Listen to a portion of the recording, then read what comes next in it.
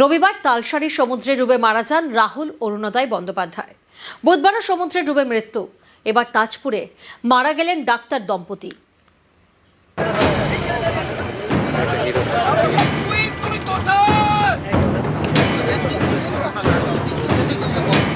রাহুল অরুণোদয় বন্দ্যোপাধ্যায় রবিবার শুটিং করছিলেন দীঘার কাছে ওড়িশার তালসারীতে।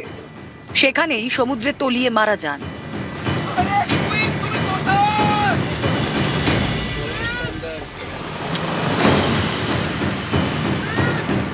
অভিনেতার মৃত্যুতে শুরু হয়েছে তদন্ত। এরকম দুর্ঘটনা এড়াতে সচেতন করা হচ্ছে পর্যটকদের। দীঘায় চলছে মাইকিং।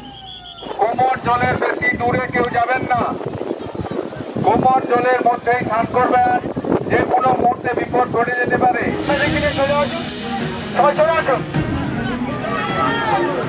মাইকিং তো হচ্ছে, কিন্তু পর্যটকরা কি সচেতন হচ্ছেন? প্রশ্নটা উঠছে। কারণ আবার সমুদ্রে ডুবে মৃত্যু, এবার দীঘার কাছে তাজপুরে।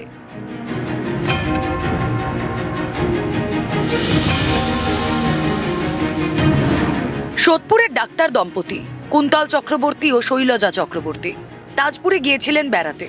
বুধবার সন্ধ্যায় দুজনে বিচে যান। তারপর থেকে আর খোঁজ নেই।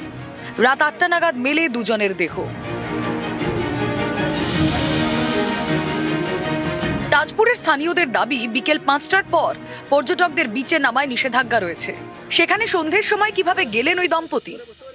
খুবই ভালো ছেলে। ও প্রথমবার জয়েন দেওয়ার পরে ইঞ্জিনিয়ারিং চান্স হয়েছিল।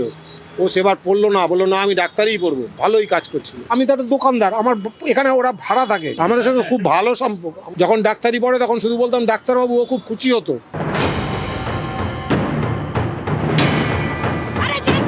এই তাজপুরেই বুধবার সকালে সমুদ্রে নামেন দাদু নাতনি। খনিকা ঘাটের কাছে দুজনেই ডুবে যাচ্ছিলেন। শেষ পর্যন্ত নুলিয়াদের তৎপরতায় প্রাণে বাঁচেন।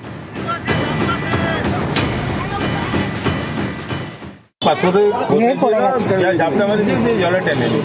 এবার আমি তলে ডুবে যাচ্ছিলাম, নদীয়ারা ওনারা এসে দুজনকে আস্তে আস্তে